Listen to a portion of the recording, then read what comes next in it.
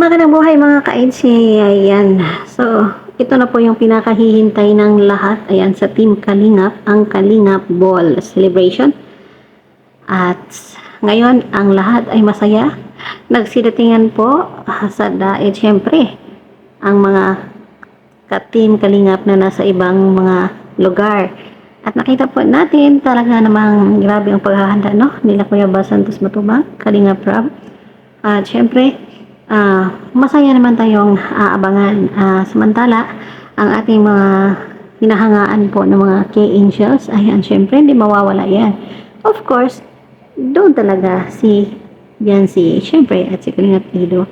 At lahat po ng K-Boys, basta lahat po ng Team Kalingap nandoon. Makikita po natin yan mamaya. At syempre, naglalive po sa kasalukuyan si Kuya Bal Santos Matubang.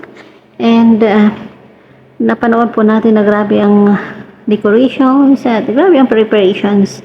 So, mamaya tingnan natin ang mga outfit of the day ng ating pinaka-mamahal na Baby Biancy natin, no? At syempre, bawat po mga staff or mga charity vloggers ay na-allowed po ni Kalingap Rob na pwedeng magdala ng mga beneficiaries.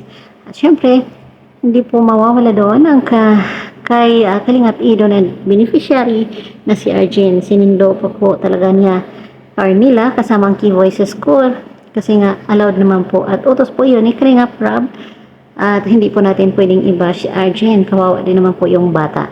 At sana mag-enjoy po tayong lahat. Mamaya panoorin po natin kasi magla-live na naman yan sa kaganapan si Kuya Bal Santos Matubang at ngayon po ay nakalive po siya. So maraming salamat sa inyong suporta. Ayan, padayon sa pag-uswag Team Kalingap. Bye!